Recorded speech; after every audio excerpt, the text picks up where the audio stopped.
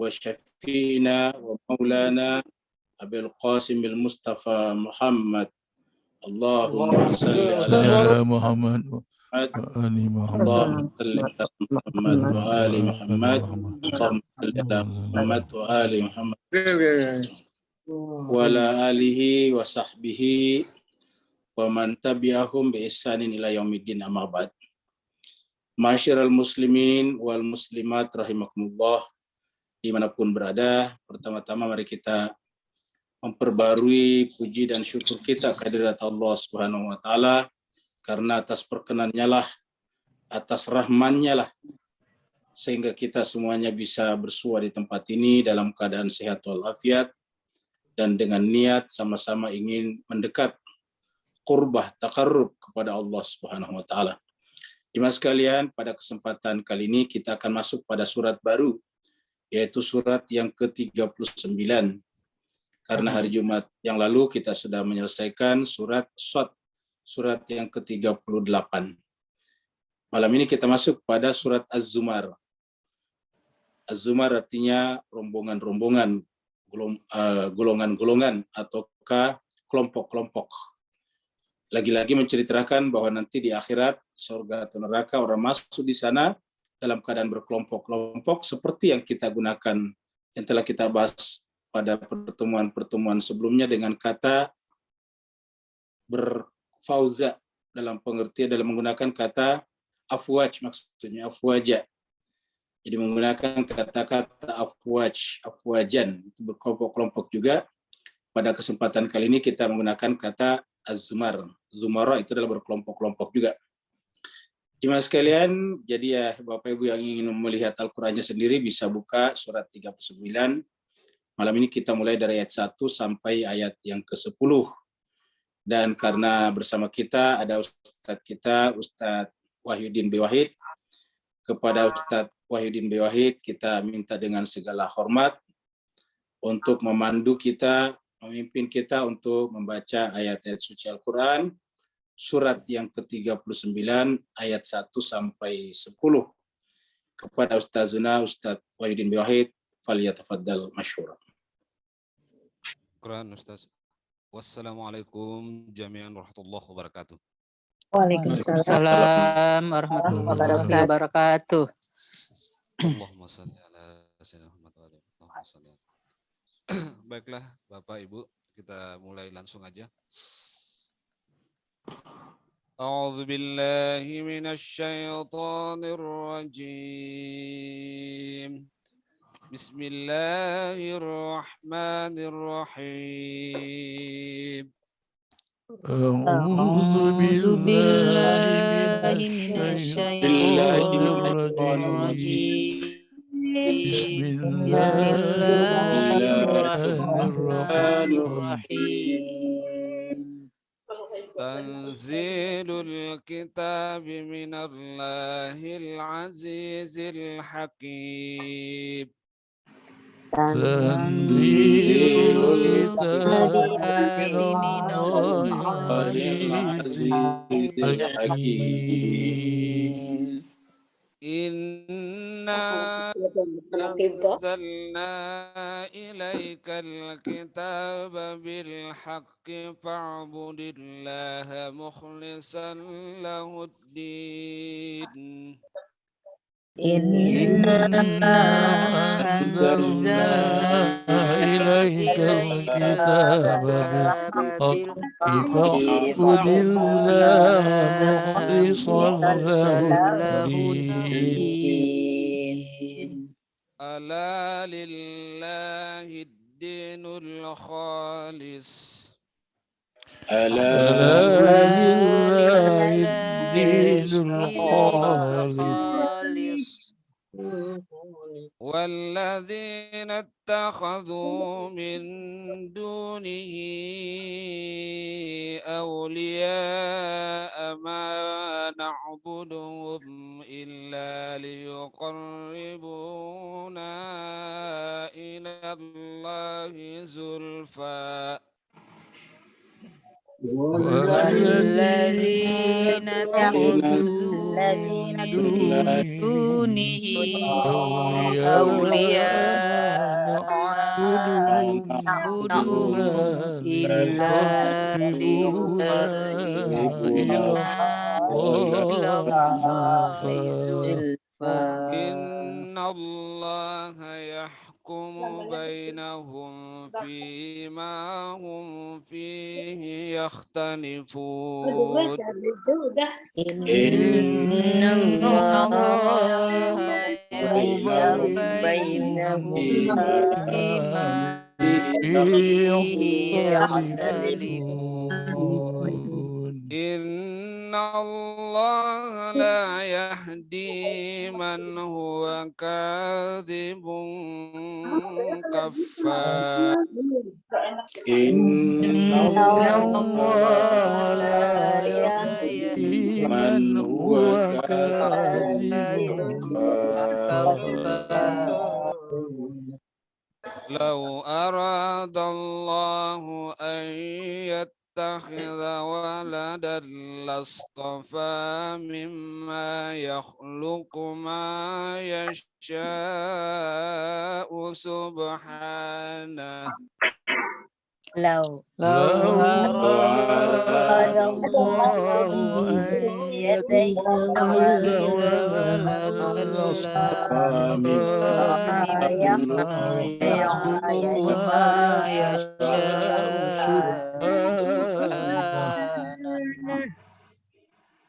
هو الله الواحد القهار. Wallahu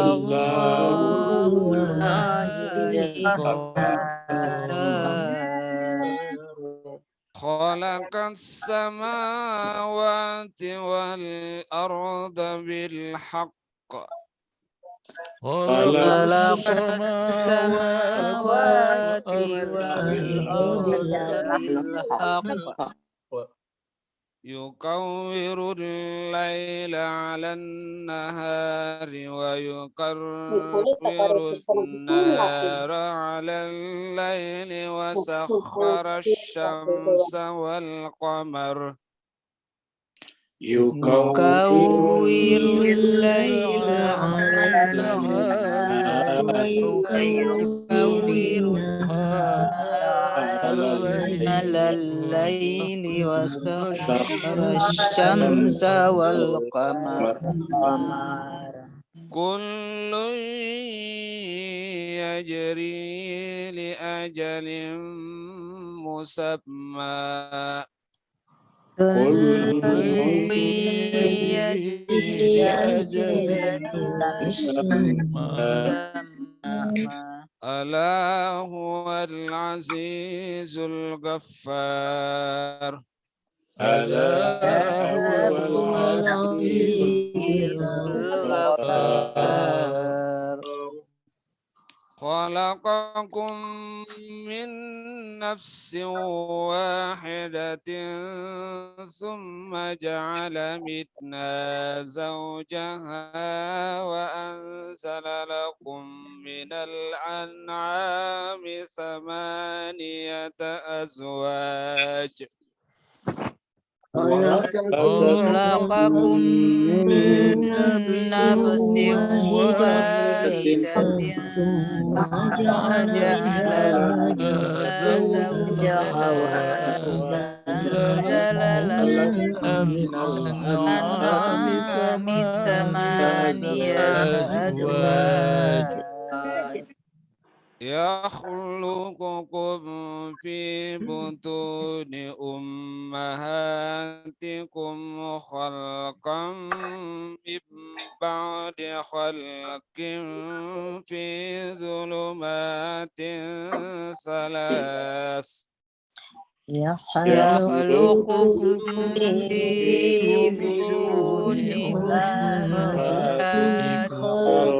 خلقا من بعد خلق في ظلمات ثلاث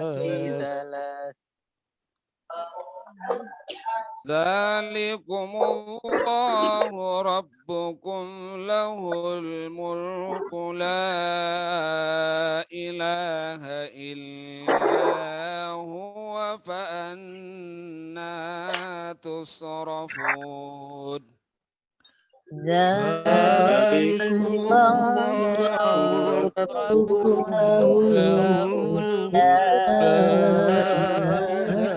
إله إلا هو فأنا تصرفون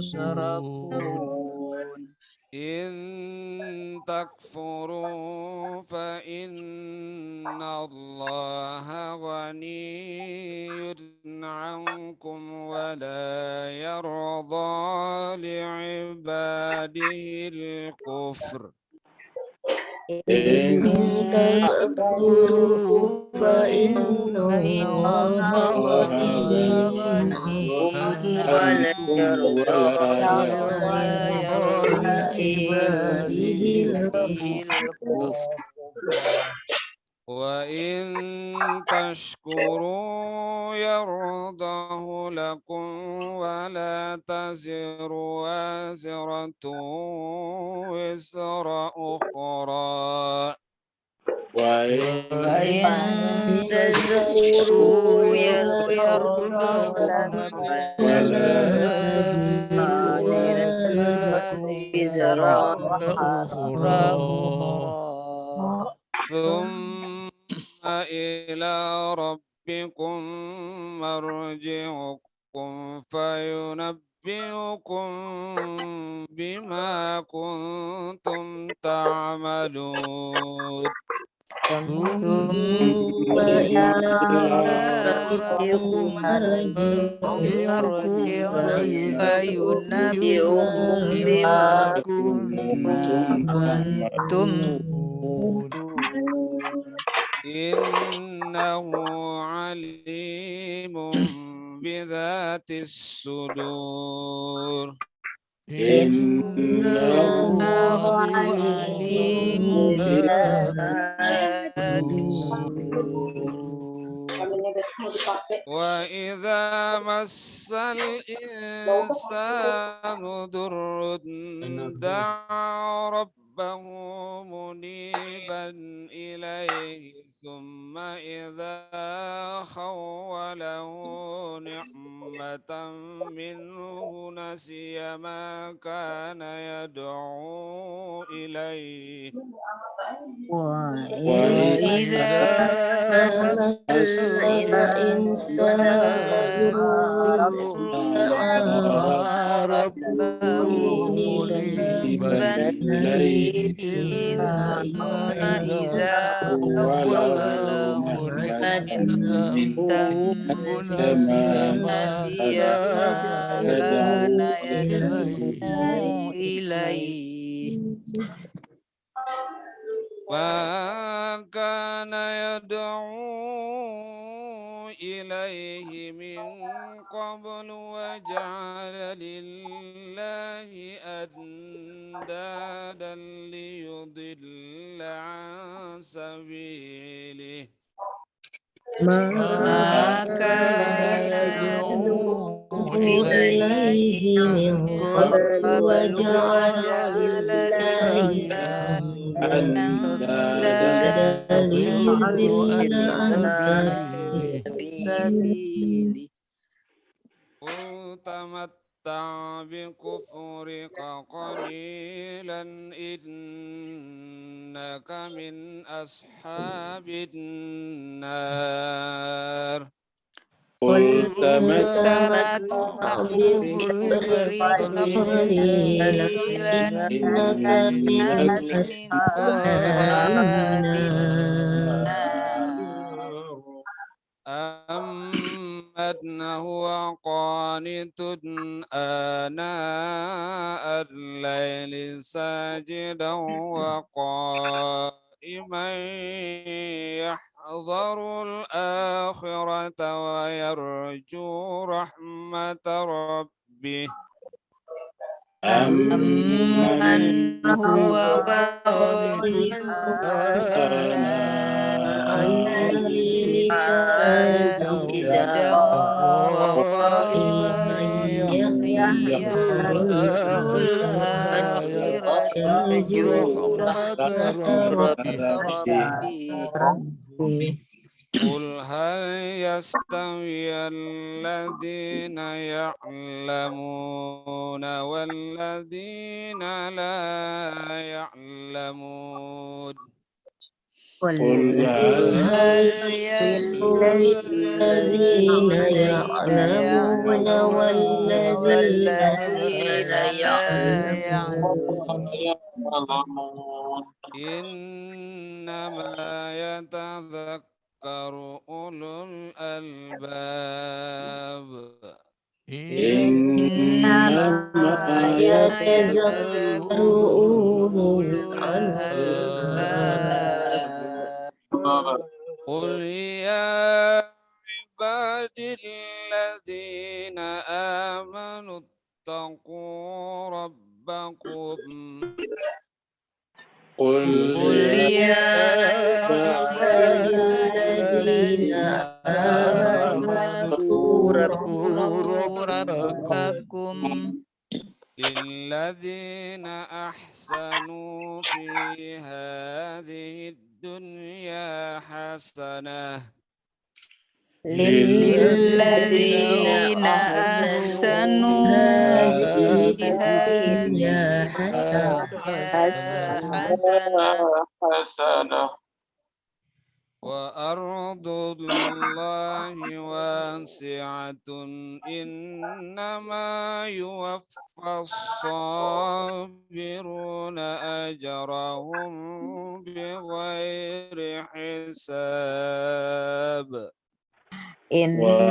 وأرض الله واسعة إنما يوفى الصابرون أجرهم بغير حساب صدق الله العلي العظيم صدق الله العلي العظيم اللهم صل وسلم وزد وبارك على رسول الله وآله الأطهار على رسول الله وآله الأطهار اللهم صل على محمد وآل محمد. اللهم صل على اللهم صل على محمد وآل محمد. اللهم صل على محمد. Kita aturkan terima kasih banyak syukran jazila kepada Ustazna Ustaz Wahidin Wahid yang telah memimpin, memandu dan menuntun kita membaca kitab suci Al-Quran surat Az-Zumar surat yang ke-39 ayat 1 sampai 10. Semoga Allah SWT memberikan imbalan setiap huruf yang dibacanya mendapatkan hasanah dan setiap hasanah mendapatkan 10 pahala. Sehingga semua yang dibacanya tadi akan menjadi kelak bagian dari apa yang harus beliau dapatkan nanti di akhirat di sisi Allah SWT sebagai bagian daripada cara usaha dan syarat untuk mendapatkan ridho Allah SWT.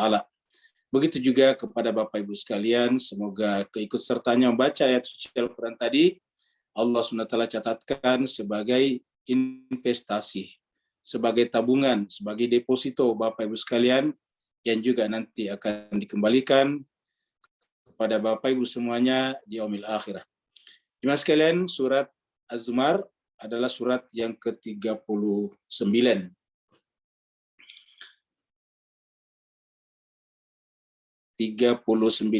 Az-Zumar, surat Az-Zumar. Artinya rombongan-rombongan ataukah golongan-golongan ataukah kelompok-kelompok sama saja.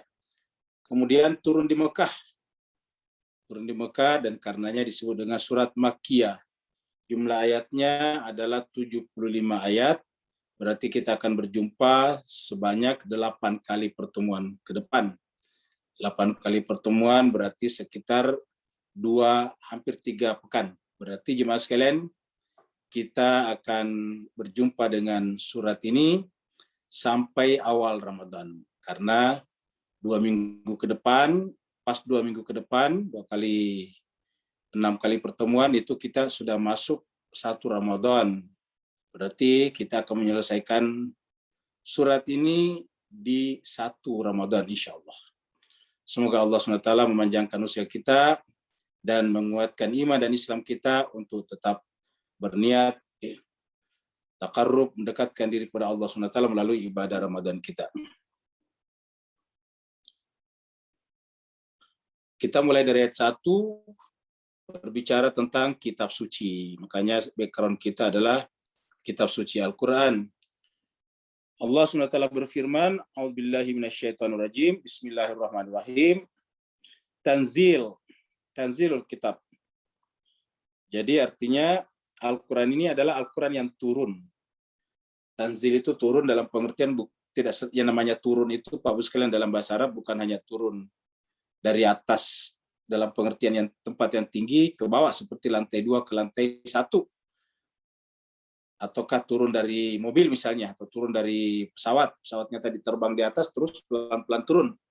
Dalam bahasa Arab tanzil itu atau nazala yanzilu itu adalah juga bermakna turun dari tempat yang tadinya bersifat non materi kemudian turun ke alam materi. Yang tadinya adanya di alam lahut, alam jabarut, lalu kemudian turun ke bawah yaitu ke alam nasut, ke alamnya kita manusia, bahkan menjadi materi. Kenapa menjadi materi? Karena menjadi tulisan seperti ini. Ketika Nabi mengucapkan itu kan sudah materi namanya. Karena begitu diucapkan, ucapan itu materi karena kata-kata itu berbentuk gelombang. Jadi suara kita itu Pak Bu sekalian adalah berbentuk gelombang-gelombang suara. Gelombang-gelombang itu adalah bagian daripada materi dan karenanya dipelajari di ilmu fisika. Ilmu fisika kita artinya fisik. Dia bagian daripada dunia fisikal, dunia fisik. Begitu lagi setelah ditulis, tulis itu adalah kertas. Kemudian kertas itu menggunakan tinta, tinta juga adalah materi. Tinta juga tidak bisa langsung begitu saja, harus ada pulpen. Jadi jemaah sekalian, jadi dari atas yang paling tinggi sampai ke bawah alam materi. Jadi Al-Quran ini melewati semua lintasan alam itu. Ya. Jadi Al-Quran ini melewati semua alam itu. Sampai sekarang berada di alam materi. Yang kita baca di depan kita itu adalah materi. Karena yang kita saksikan itu adalah layar monitor kita. Yang kita saksikan itu adalah gambar-gambar, tulisan-tulisan, semuanya itu adalah dalam bentuk materi. Bahkan yang mengantarkan tulisan yang ada di layar monitor saya kepada layar monitor Bapak Ibu sekalian, entah di handphonenya ataukah di laptopnya ataukah entah di komputernya, itu adalah juga gelombang-gelombang elektromagnetik, itu juga adalah materi. Jadi kesimpulannya turun itu dalam pengertian dari alam yang tinggi. Karena kalau tidak turun, kita tidak bisa menjangkaunya. Karena kita ini tidak selevel dengan para nabi, bahkan jangankan para nabi, manusia-manusia suci yang saleh lainnya kita sangat jauh dari sana. Kita ini adalah hamba yang sangat lemah, yang dhaif, yang penuh dengan noda dan dosa. Maka oleh sebab itulah Tuhan juga mendatangkan kitab sucinya ke level kita, level yang paling di bawah. Tingkatan yang paling di bawah. Supaya apa? Supaya kita bisa menjangkaunya. Seperti mana Bapak Ibu biasa melihat kalau ada kecelakaan laut di tengah lautan, dan kemudian jauh dari pantai, tidak ada juga kapal-kapal yang bisa mendekat ke sana, mungkin karena ombaknya besar atau memang tidak ada kapal yang melintas di situ, maka biasanya tim SAR mendatangkan helikopter chopper. Di sana kemudian choppernya tidak mungkin mendarat di air, maka kemudian choppernya itu adalah mengulurkan tali dari atas. Nah itu menurunkan namanya, menurunkan tali dari atas sampai di mana? Sampai ke tempat orang yang mau diselamatkan itu ada. Jadi harus levelnya sama, tingkatannya sama. Percuma diulurkan itu tali kalau talinya tidak sampai, tidak bisa dipegang. Jadi harus sampai benar-benar ke tempatnya sehingga yang berenang-renang di laut menyelamatkan diri itu bisa berpegang kepada tali tersebut, lalu kemudian bisa diangkat ke atas. Nah seperti itu. Nah begitulah juga dengan Al-Quran ini. Jadi Al-Quran itu diturunkan dari tempat yang tinggi dalam tanda petik, tempat yang tinggi di sini dalam pengertian alam yang non materi paling tinggi, kemudian turun ke alam materi kita. Untuk apa? Untuk Allah SWT menyelamatkan kita, dan itu adalah bagian daripada kasih sayang Allah. Itu adalah bagian daripada rahmannya Allah Subhanahu wa Ta'ala. Dan Allah SWT memberikan itu kepada seluruh manusia. Al-Quran mengatakan, Al-Quran itu adalah hudan linnasi syahrul Ramadan alladzi unzila fihil Quran hudal linnasi. Jadi Al-Quran adalah untuk seluruh manusia. Persoalan manusia itu mau membacanya, mempelajarinya atau tidak, itu lain soal. Seperti mana tadi misalnya tim SAR setelah mengulurkan ke bawah tali untuk dipegang oleh orang yang berenang-renang di bawah menyelamatkan diri, persoalan dia mau pegang atau tidak lain soal. Tetapi pihak kerajaan, pihak pemerintah, pihak tim SAR sudah melaksanakan tugas dan kewajibannya, yaitu bahwa di sana harus ada penyelamatan, harus ada pertolongan. Negara harus hadir di sana. Dan dia sudah hadir di sana, tapi kalau yang bersangkutan tidak mau, ya apa boleh buat. Seperti contohnya anaknya Nabi Nuh, putranya Nabi Nuh, sudah diberikan pertolongan oleh ayahnya sampai titik darah penghabisan, tapi sang anak sendiri yang menolak untuk ditolong, ya sudah selesai. Begitulah juga dengan Al-Quran. Tanzilul kitab, dia adalah turun. Kitab ini, Al-Quran ini, Alkitab ini adalah Al-Quran. Dan tentu, ini nama umum, kita pernah sampaikan bahwa Alkitab ini berlaku untuk Taurat, Injil, Zabur, dan suhuf sebelumnya, suhufil ula. Nama-nama spesifiknya, ya ada namanya Taurat, ada namanya Zabur, ada namanya Injil, ada namanya Al-Quran. Itu nama spesifik, nama khusus. Nama umumnya adalah Alkitab. Sama dengan kita, nama bersamanya apa? Yaitu manusia. Cuma setiap orang punya nama-nama khusus. Ada namanya Abdullah, ada namanya Abu Bakar, ada namanya Jatmiko, ada namanya Nur Laila, macam-macam. Nama-nama itu adalah nama-nama yang bersifat khusus namanya. Jadi tanzilul kitabim minallah. Ini adalah turun dari mana? Dari Allah. Jadi apa artinya dari Allah? Dari level yang paling tinggi. Karena di puncak piramida wujud, puncak yang paling tingginya kan Allah. Tidak ada lagi di atasnya. Dia adalah yang awal dari segala yang awal. Jadi Allah itu adalah yang pertama dari yang pertama, yang awal daripada yang awal. Tidak ada yang mengawalinya dan tidak ada yang mendahulunya. Karena dia ada tanpa diadakan, dia ada dengan sendirinya, bahkan ada itu sendiri adalah dia.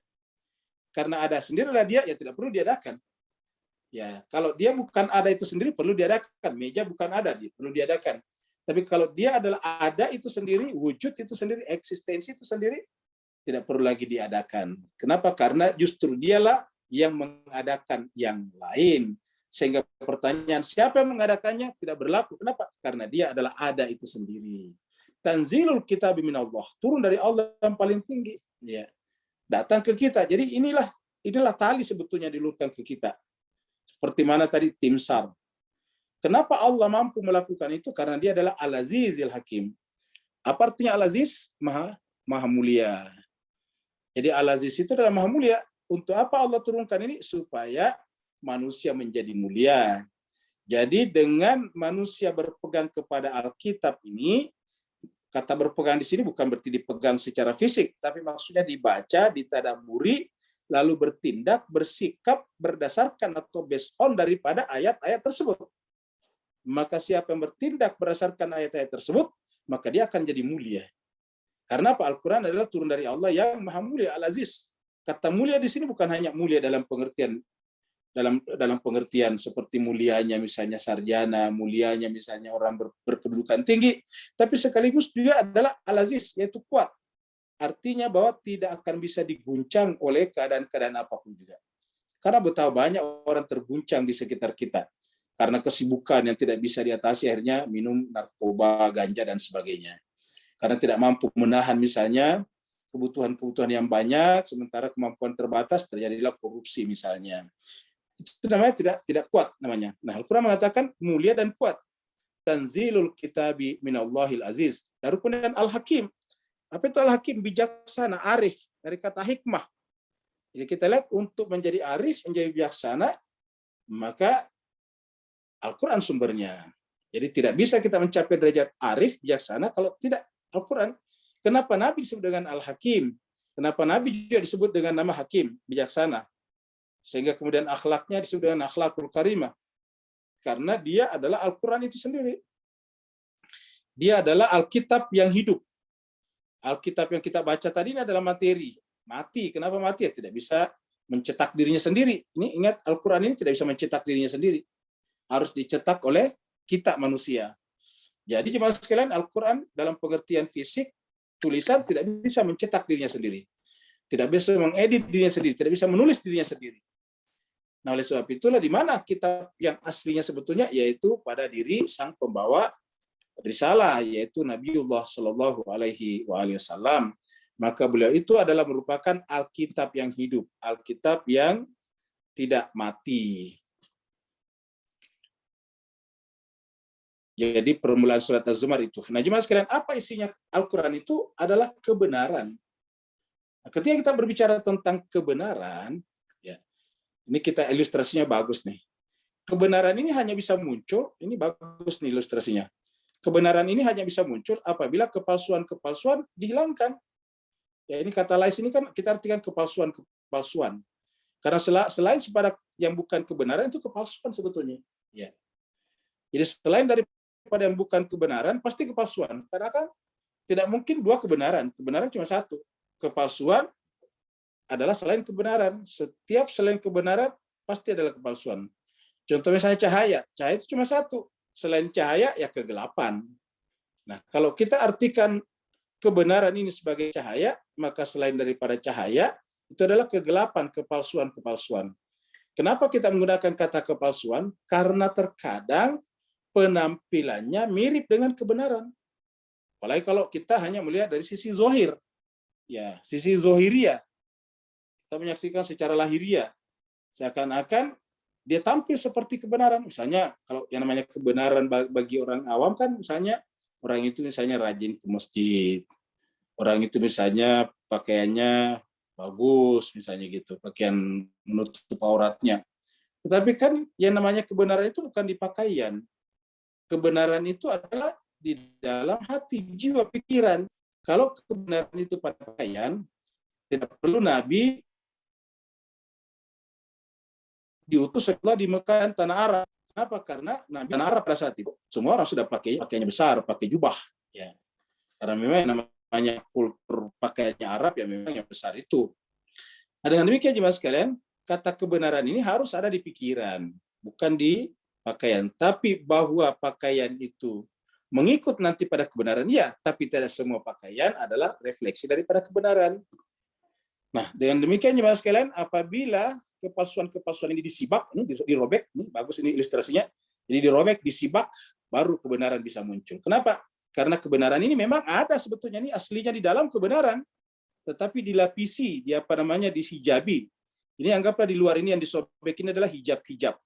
Ini adalah hijab-hijab kepalsuan. Nah, sehingga kemudian untuk melihat kebenaran yang ada dalam fitrah kita ini harus disingkap. Ya, ini namanya mukasyafah, disingkapkan dulu. Oh, ternyata di dalamnya adalah kebenaran. Nah, Al-Quran adalah kebenaran, berarti Al-Quran adalah fitrah kita itu sendiri. Allah berfirman, Inna anzalna ilaikal kitabah bil haqqi. Sesungguhnya, ini kata-kata anzalna ini dari tanzil tadi kan, tadi tanzilul kitab.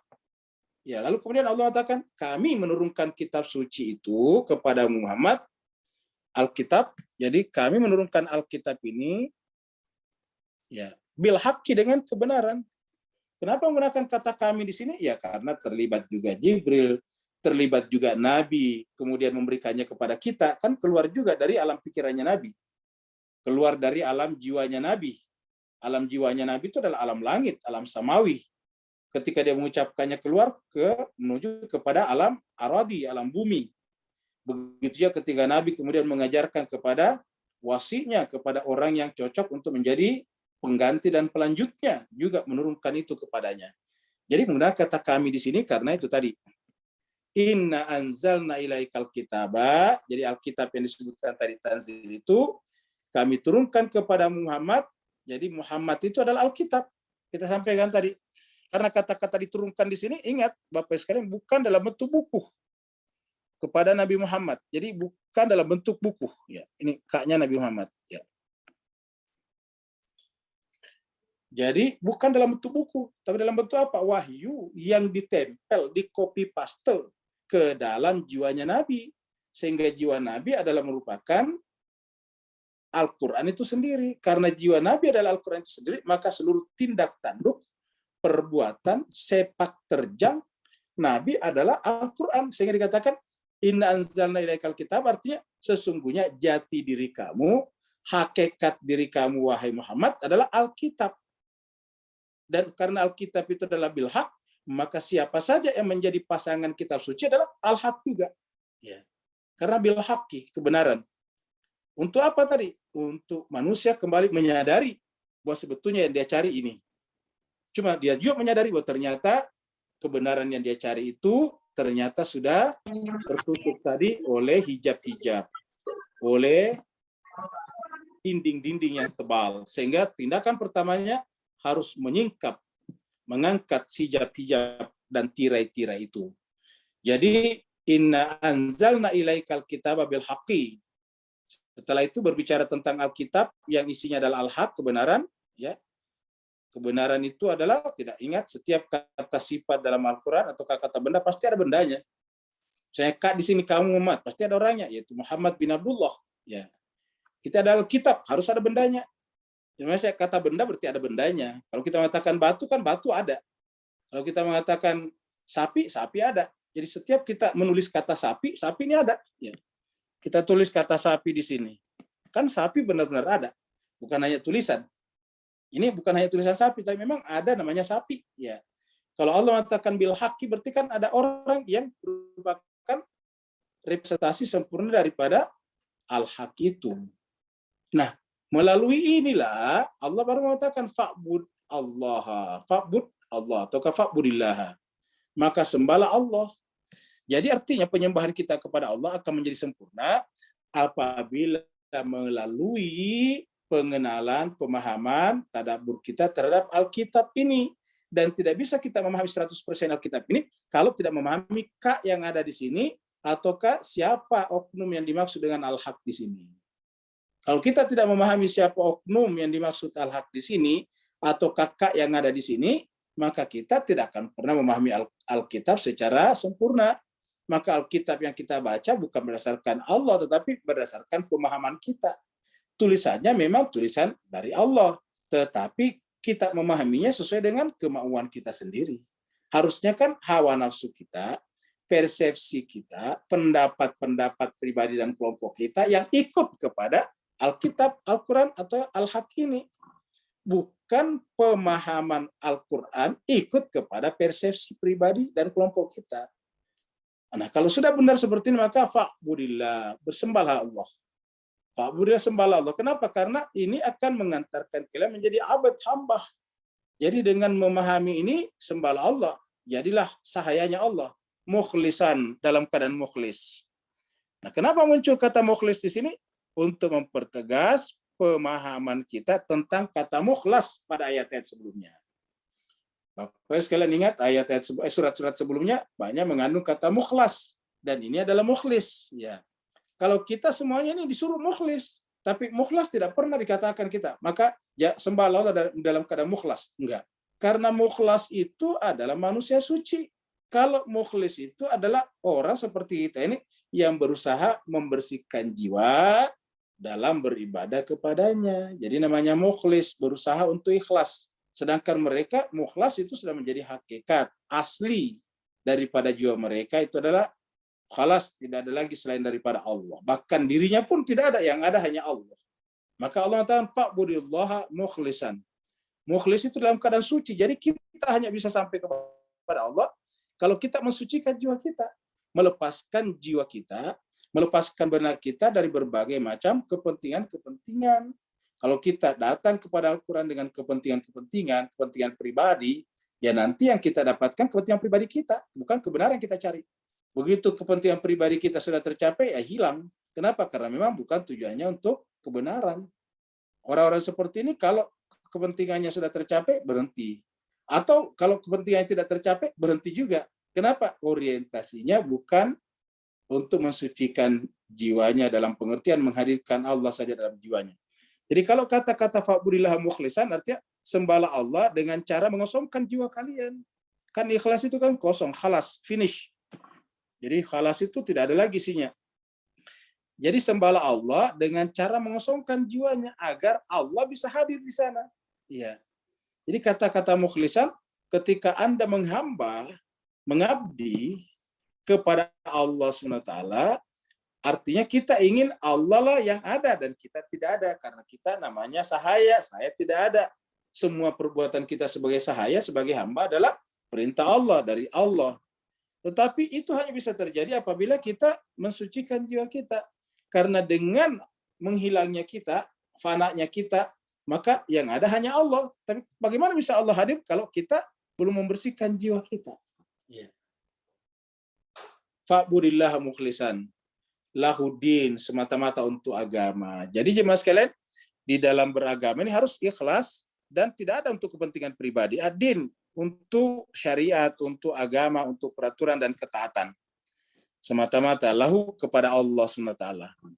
Jadi lagi-lagi siapa yang belajar agama atau mengajarkan agama tetapi punya pamrih dan kepentingan-kepentingan, pasti tidak bisa berlangsung lama. Karena satu, kalau sudah kepentingannya tercapai, berhenti. Yang kedua, kalau kepentingan tidak tercapai, berhenti juga. Sedangkan bagi mereka yang mukhlisin lahuddin, tidak mungkin. Kenapa? Karena yang dituju adalah Allah. Sedangkan Allah itu semakin kita mendekat, semakin merindu. Ya. Semakin merindu berarti semakin rajin, semakin aktif. Semakin berjarak, semakin tersiksa. Itu namanya rindu. Nah, bagi mereka yang beribadah kepada Allah dengan cara seperti itu, karena kerinduan tidak mungkin berhenti dan tidak mungkin tujuannya tercapai. Apa sebabnya? Allah itu tidak pernah bisa dicapai secara sempurna oleh makhluk seperti kita ini. Kita bisa mendekat, berusaha untuk fana, tetapi jemaah sekalian berbahagia, kalau seandainya kita mampu, Allah tidak mengutus Nabi dan Rasul untuk memandu kita. Tapi karena ketidakmampuan individu-individu kita ini, maka Allah SWT mengirim Nabi dan Rasul untuk tadi membawa tali untuk menyelamatkan kita semuanya.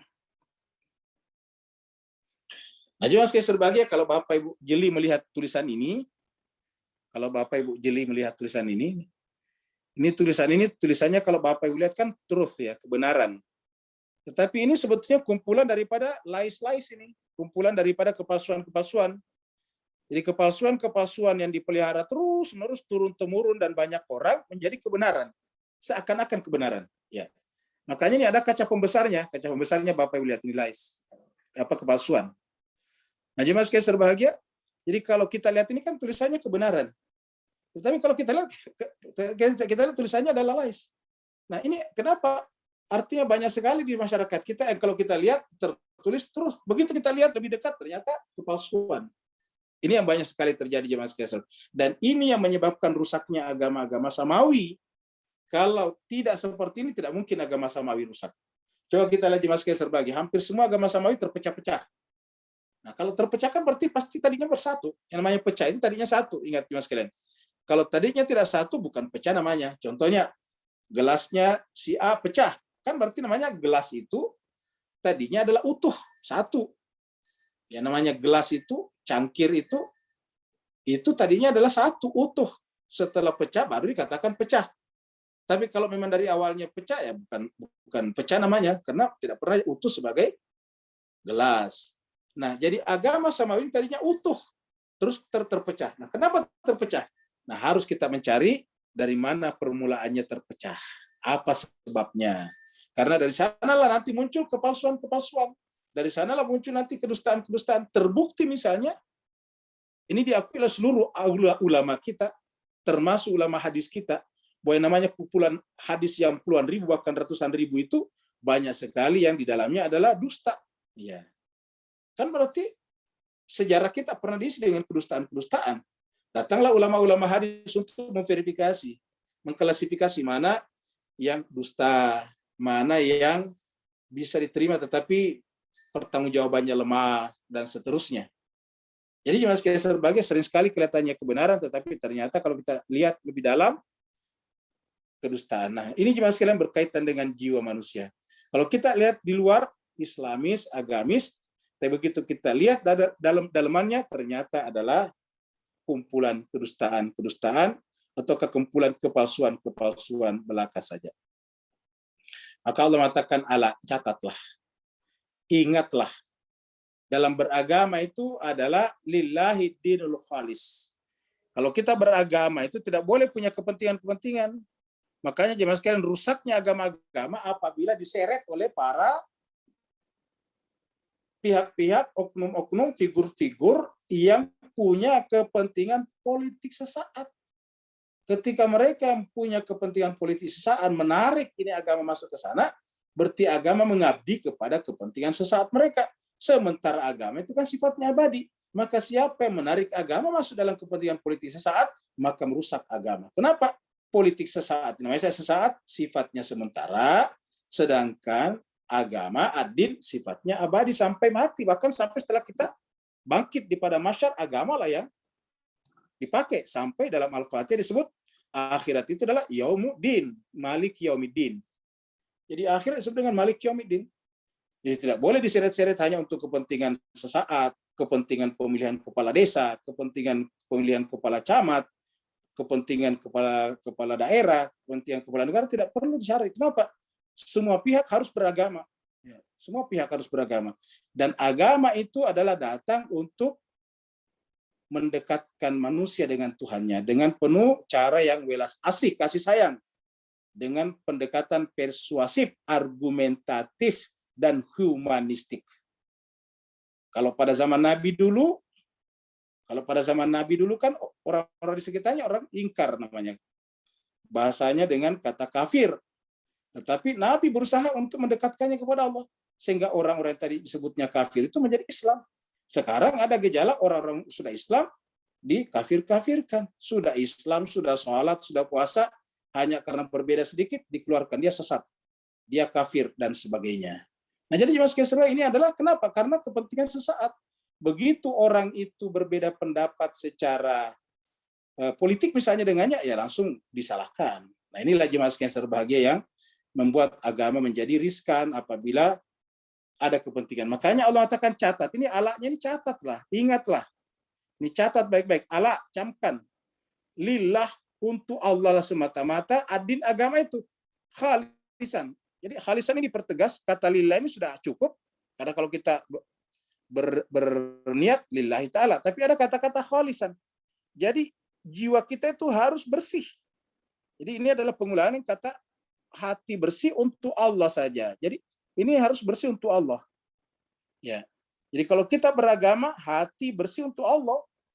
Ya, apabila ada kepentingan-kepentingan lain, kepentingan sesaat, kepentingan popularitas, ketenaran dan sebagainya, apalagi sudah masuk kepentingan materi di sana, memanfaatkan agama untuk mendapatkan keuntungan material dikumpulkan untuk kepentingan dirinya, maka jemaah sekalian sebagai itu bukan lagi lillahi dinul khalis. Ya. Sedangkan ini dikatakan ala lillahi dinul khalis. Camkanlah, catatlah bahwa agama itu semata-mata untuk Allah. Khalis itu adalah bersih hati kita, tidak boleh ada kepentingan lain.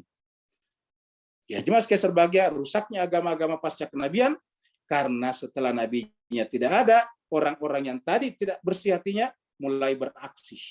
Lihatlah Samiri pada zaman Nabi. Samiri memang ikut kepada Nabi Musa. Samiri memang dekat kepada Nabi Musa, tapi punya kepentingan memanfaatkan ketenaran Nabi Musa, memanfaatkan jamaahnya atau umatnya Nabi Musa untuk mendapatkan keuntungan pribadi. Sehingga ketika Nabi Musa tidak ada, beraksilah Samiri. Sehingga kemudian sampai umat bisa diajak untuk menyembah patung anak sapi. Bahkan mereka bisa mengumpulkan harta dari masyarakat. Ya, alasannya itu tadi bikin patung anak sapi. Tapi patung anak sapi itu ya miliknya Samiri. Jadi kita ulangi lagi, ala camkanlah, catatlah bahwa lillahi dinul khalis. Agama itu tidak boleh untuk kepentingan sesaat. Iya. Tidak boleh ditarik-tarik. Jadi agama itu ya tidak bisa dinasionalisasi. Ya, agama tidak boleh dinasionalisasi. Artinya seakan-akan agama Islam hanya untuk negara ini, hanya negara itu. Agama itu untuk seluruh manusia. Walaupun mayoritas Islam di Indonesia, ya, tetapi agama ini bukan untuk orang Indonesia saja. Islam ini untuk seluruh manusia di muka bumi. Hudal linnasi, camkan kata-katanya. Dengan demikian, jemaah sekalian berbahagia, karena Islam adalah untuk seluruh manusia di muka bumi, jangan sampai tindakan kita di sini menghalangi diterimanya Islam di tempat lain. Kalau kita menghalangi kelompok tertentu di negara kita, kelompok tertentu yang mayoritas negara lain menghalangi juga Islam masuk ke sana. Artinya apa? Perbuatan kita menjadi sebab terhalangnya manusia mengenal kebenaran. Walladzina ittakhadhu min dunihi auliya, dan sebaliknya orang-orang alladzina ittakhadhu min duni, selain daripada Allah. Menjadikannya sebagai apa? Aulia, sebagai wali, pelindung. Ya. Jadi artinya apa? Yang namanya wali itu harus sejalan dengan Allah. Kalau selain daripada Allah, ini kecamannya. Ada orang yang berlindung di balik selain daripada Allah, dan mereka mengatakan mana buduhum illa liyuqarribuna. Ini biasanya ayat ini banyak disalahpahami oleh orang tertentu, bahwa kita tidak boleh bertabarruk, bertawassul. Kenapa? Karena ini ayatnya. Padahal ayatnya mengatakan di sini adalah na'buduhum, kalau menyembah iya. Dalam Al-Quran itu, menyembah itu tidak pernah ada selain Allah. Tapi kalau sujud, jelas Allah ada selain Allah. Kita sampaikan jemaah sekalian bahwa Allah sendiri yang memerintahkan malaikat-malaikat, makhluk-makhluk untuk sujud kepada Adam. Ingat, itu Allah sendiri yang meminta. Tapi kita tidak temukan dalam Al-Quran di mana Allah menyuruh makhluknya untuk sujud kepada sesamanya makhluk. Allah tidak pernah meminta, beribadah. Dalam Al-Quran kita tidak menemukan ayat di mana Allah meminta manusia untuk beribadah kepada sesamanya manusia. Yang adalah sujud. Wa idh qulna lil malaikati isjudu li Adama, di ayat sebelumnya, fa idza sawaituhu wa nafakhtu fihi min ruhi faqa'u lahu sajidin. Itu Allah mengatakan begitu. Jadi kalau beribadah dengan sujud berbeda. Iya. Jadi yang dibicarakan di sini adalah beribadah. Kita boleh berwasilah, bertawassul, kita boleh bertabarruk kepada seseorang karena kemuliaannya, karena dia adalah wali, tetapi menyembahnya tidak boleh. Nah, yang dilarang dalam agama ini, ayat ini adalah na'buduhum. Ya, ma na'buduhum illa liyuqarribuna. Tiadalah kami menyembahnya kecuali dalam rangka mendekatkan diri kami kepada Allah. Jadi dalam menyembah Allah itu tidak perlu menyembah yang lain baru menyembah Allah. Menyembah Allah langsung kepada Allah. Tetapi kalau misalnya sujud, justru melalui yang lain. Allah mengatakan sujudlah kepada Adam, sujudlah kepada basyaran. Ya, Allah mengatakan inni khaliqun basyaran min tin fa idza sawaituhu wa nafakhtu fihi min ruhi faqa'u lahu sajidin. Jadi liuqarribuna ila Allahi zulfa, supaya lebih dekat. Innallaha yahkumu bainahum fima hum fihi yakhtalifun. Sungguhnya Allah SWT nanti akan menetapkan, menghukumi, mengadili antara kalian fima hum fihi yakhtalifun, atas apa yang mereka perselisihkan. Innallaha la yahdi man huwa kadzibun kafar. Allah tidak suka kepada kadzib. Nah, kadzib di sini apa?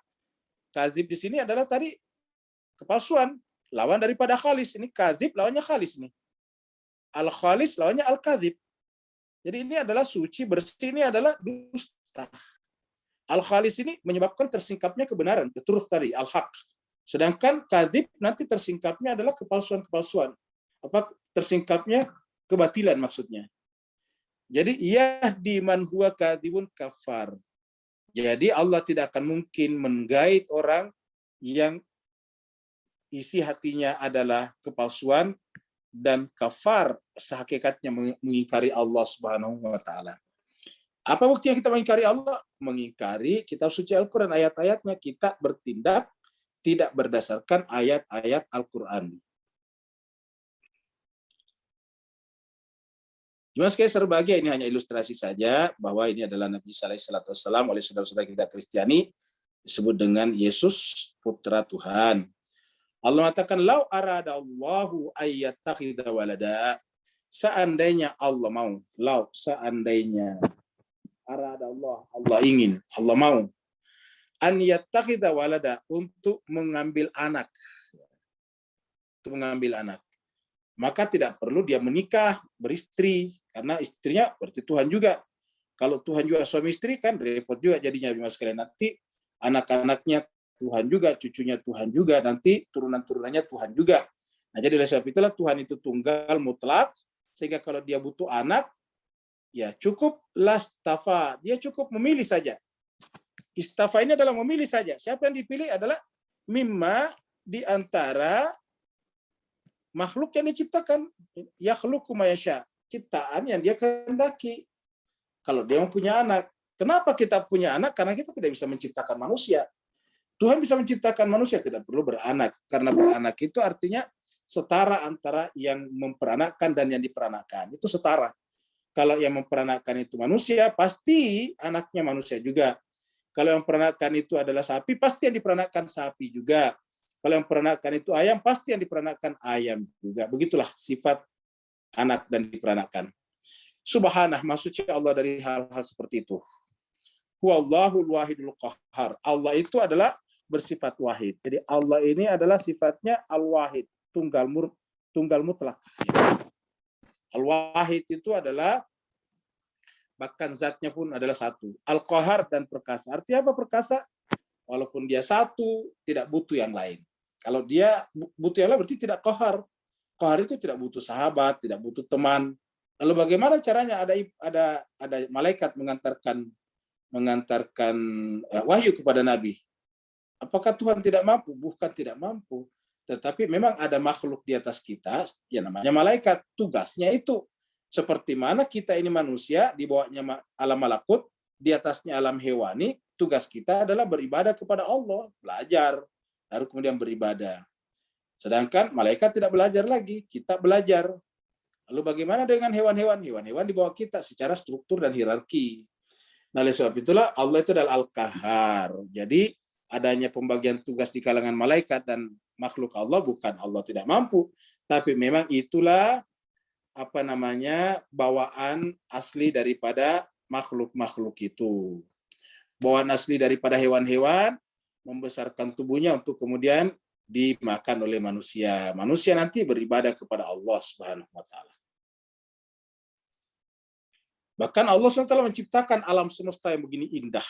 Ini adalah ilustrasi bagaimana indahnya alam semesta. Khalaqas samawati wal arda bil haqqi, dengan kebenaran juga nih, bil haqqi. Ya. Dia juga mencipta, jadi bukan hanya menurunkan kitab suci dengan kebenaran, tapi juga menciptakan langit dan bumi dengan kebenaran. Bapak sekalian masih ingat tadi ayat 2 tadi, bahwa Allah menurunkan kitab suci itu inna anzalna ilaikal kitaba bil haqqi tadi, dengan kebenaran. Jadi ulangi lagi, Al-Quran, kitab suci dari langit, namanya kebenaran. Pembawa kitab sucinya, yaitu Nabi dan orang suci, kebenaran juga. Nah, bahkan Allah mengatakan langit dan bumi diciptakan dengan kebenaran. Berarti sama antara kitab suci yang kita baca di dalam Al-Quran ini dengan kitab suci yang kita baca di alam semesta. Jadi alam semesta ini adalah Alkitab yang tercipta, sedangkan yang kita baca ini adalah Alkitab yang tertulis. Ya. Ini tertulis, terucap dari Nabi. Sedangkan di alam semesta adalah tercipta. Sama-sama kitab suci. Dan memang sebelum semuanya ada, sebelum Al-Quran datang, turun kepada jiwanya Nabi, sebelum Al-Quran sampai ke kita, sebelum alam semesta juga menjadi alam semesta, dua-duanya sudah ada di tempat yang sama, namanya kitab Lauh Mahfuz. Semuanya tertulis dalam Alkitab. Ya. Yukawwirul laila 'alan nahar. Allah itu yukawwirul laila 'alan nahari wa yukawwirun nahar 'alal lail. Yukawwir, ini apa artinya yukawwir? Di tempat lain kan dikatakan bahwa menutupkan malam kepada siang, menutupkan siang kepada malam, ataukah silih berganti. Kalau ini yukawwir. Nah, yukawwir ini kita bisa dapat artinya di dalam satu surat. Ada nama satu surat At-Takwir. Nah, takwir itu dari kata kawwara yukawwiru. Ya. Jadi takwir itu artinya apa? Artinya menggulung. Jadi menggulung. Jadi artinya apa? Kalau kita lihat ini melapisi, bisa juga menggulung. Jadi sebetulnya kata melapisi bisa, tetapi peran tepat yang tepat mungkin adalah menggulung. Jadi malam digulung sehingga sehingga muncul, siang digulung malam datang, itulah kira-kira. Siang dan malam seperti itu. Ketika siang digulung muncul malam. Ketika malam digulung muncul siang, kan cuma dua saja. Ya, jadi malam digulung muncul siang, siang digulung muncul malam. Coba kita lihat surat At-Takwir di sini. Surat At-Takwir ya.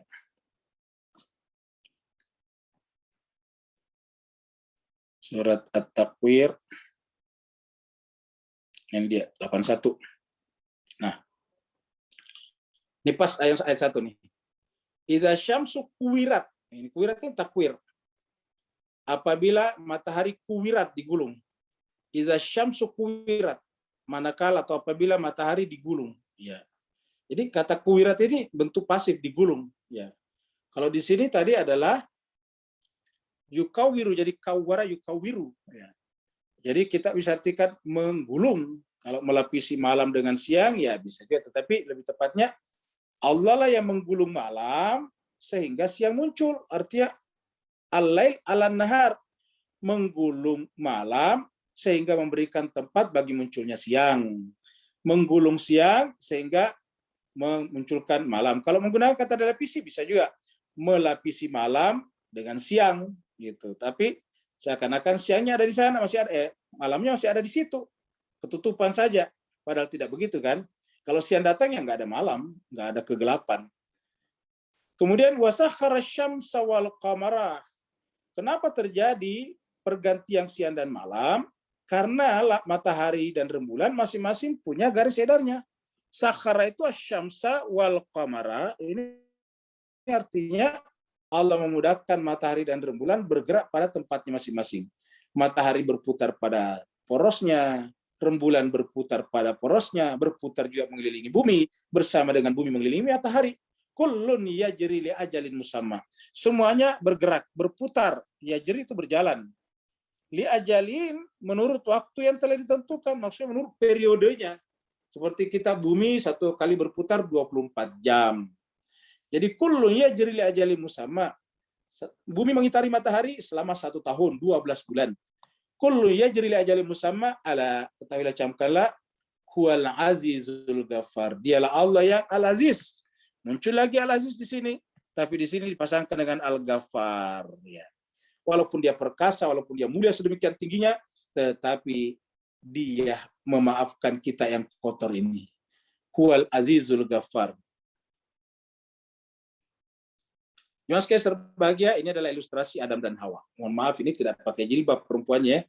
Karena kalau dipakai jilbab justru salah. Ya, saya menyaksikan itu beberapa ilustrasi. Hawanya pakai jilbab. Ini ilustrasi Pak sekalian. Hawanya pakai jilbab.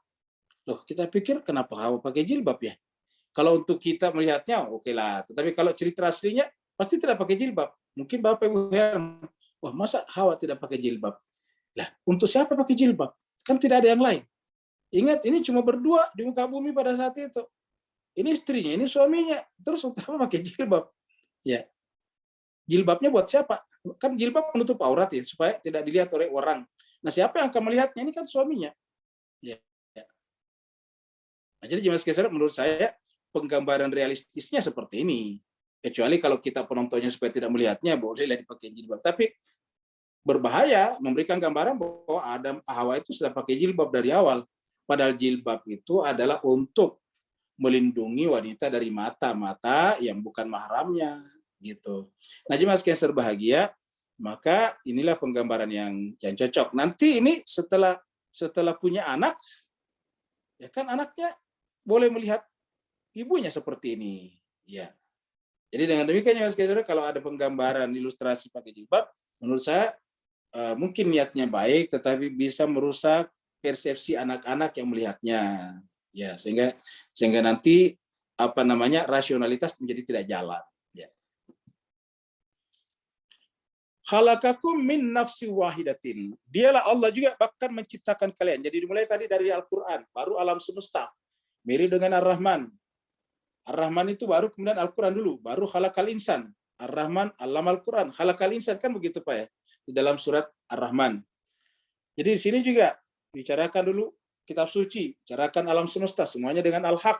Setelah itu baru kemudian menciptakan manusia. Khalaqakum min nafsi wahidatin. Dialah Allah menciptakan kalian dari mana? Min nafsi wahidatin. Dari nafs yang satu, yang tunggal. Satu. Min nafsi wahidatin. Nafs artinya apa? Kata-kata nafsu wahidah bisa bermakna satu orang awalnya, tetapi terutama bermakna bahwa seluruh jiwa manusia nantinya dari 8 miliar dan sampai berapapun nantinya sama semuanya. Bahagianya sama dengan bahagia kita. Kusut hatinya sama dengan kusut hati kita. Sedihnya sama dengan sedih kita. Deritanya sama dengan derita kita. Karena kita sama, makanya ada namanya kemanusiaan, humanisme. Kenapa? Karena sama. Yang namanya humanisme itu merasakan apa yang dirasakan oleh orang lain. Summa ja'ala minha zaujah. Kemudian dia mencarikan daripadanya zaujah, pasangannya. Daripadanya pasangannya. Wa anzala lakum minal an'am samaniyata azwaj. Lalu kemudian dia menurunkan kepada kalian yaitu samaniyah, al-an'am, hewan-hewan ternak.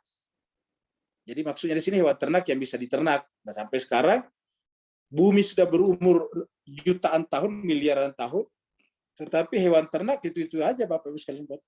Jadi hewan ternak dari zamannya Adam sampai sekarang sama, yaitu kambing, sapi misalnya, onta, domba, kerbau, cuma di situ-situ aja. Ya, jadi hewan ternak cuma di situ. Sampai sekarang nggak bertambah lagi. Sejak dari dulu zamannya Nabi dulu segitu. Korbannya nabi-nabi sebelumnya ya kambing, domba, sapi, onta. Karena sama dari dulu sampai sekarang. Kesimpulannya yang namanya hewan ternak itu cuma sekitar 8 pasang saja. Samaniyat azwaj yakhluqukum fi butuni ummahatikum khalqan mim ba'di khalqin. Allah menciptakan kalian fi butuni, di dalam perut. Jadi perut ibu kita itu adalah wadah, tempat Allah menciptakan kita. Itulah sebabnya perut ibu kita itu tidak bisa disamakan dengan yang lain. Kenapa? Karena itu adalah, kalau bahasa lainnya, itu adalah bengkelnya Tuhan menciptakan manusia. Itu adalah pabrik milik Tuhan menciptakan manusia. Maka ibu-ibu sekalian berbahagialah ibu-ibu semuanya, karena Allah mengatakan yakhluqukum fi butuni ummahatikum. Dia Allah menciptakan kalian di dalam perut ibu-ibu kalian. Jadi ada dua yang penting di sini. Yang pertama dia, yakhluqu ini adalah dia. Kata ya di sini menunjukkan dia orang ketiga Allah. Kemudian di sini adalah ibu-ibu kalian. Di sini adalah ibu-ibu kalian. Makanya Allah dengan ibu itu tidak bisa dipisahkan sebetulnya dalam kaitannya dengan penciptaan. Karena Allah mengatakan yakhluqukum fi butuni ummahatikum khalqan mim ba'di khalqin. Di sana terjadi perubahan dari satu ciptaan kepada ciptaan yang lain. Yang dulu pernah kita bikinkan juga ilustrasinya, berubah dari hanya sekedar zigot, terus kemudian berubah lagi menjadi seperti ini, langsung kemudian berbentuk manusia yang sempurna, lalu kemudian lahir. Khalqan mim ba'di khalqin min fi zulumatin salasah. Berada dalam 3 lapis kegelapan. Kata 3 lapis kegelapan ini sebagian ulama menafsirkannya dengan kegelapan dalam perut. Pertama, kegelapan perut ibu. Kan di sana tidak ada cahaya masuk ke sana. Tidak bisa dimasukkan lampu di sana. Yang kedua adalah kegelapan di dalam rahim.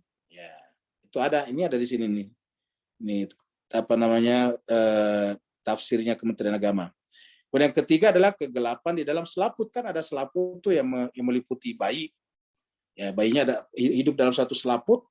Kemudian di selaput itu hidup dalam rahim. Rahim itu adalah ada di dalam rahim, di dalam perut ibu. Ya, jadi 3 lapis. Tapi sebetulnya bisa juga bermakna bahwa ketika kita sudah menjadi khalq, menjadi materi, kan begitu masuk dalam perut ibu kita terbentuk materi di sana. Ya. Dari sel menjadilah bentuk fisik, ada fisiknya. Nah, fisik itu sebetulnya jemaah sekalian yang paling di bawah, kan begitu, yang paling di bawah. Materi, benda mati namanya. Ya.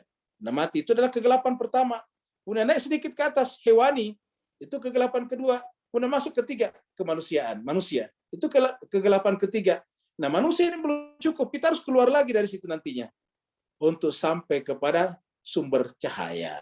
Maka kita tahu jemaah sekalian, nabi-nabi dan Allah datang untuk apa? Litukhrijan nasa minaz zulumati ilan nur. Jadi kalau diartikan dengan kegelapan dalam perut ini, baru kita baca ayat itu seakan-akan nabi datang untuk mengeluarkan manusia dari perut ibunya. Ya, kan Al-Qur'an mengatakan litukhrijan nasa minaz zulumati ilan nur. Wahai Nabi, tugasmu adalah mengeluarkan manusia dari kegelapan menuju cahaya. Ini kegelapan. Kenapa butuh Nabi? Karena manusia berada dalam 3 lapis kegelapan. Zalikumullah, itulah Allah, Rabbukum.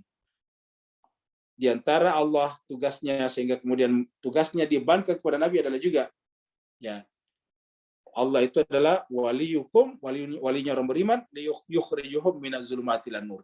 Mengeluarkan orang beriman dari kegelapan menuju cahaya. Dalam surat Al-Baqarah, kaitannya sambungan daripada ayatul kursi. Jadi zalikumullahu rabbukum lahul mulk. Tuhan kalian. Lahul mulk. Ya.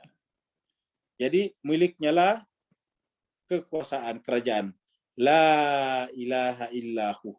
Tidak ada ilah selain dia. Fa'anna tusrafun. Maka kok tiba-tiba kalian bisa berpaling, Coba bayangkan. Tadinya tidak ada papanya, terus muncul di dalam perut ibu. Khalqan mim ba'di khalqin.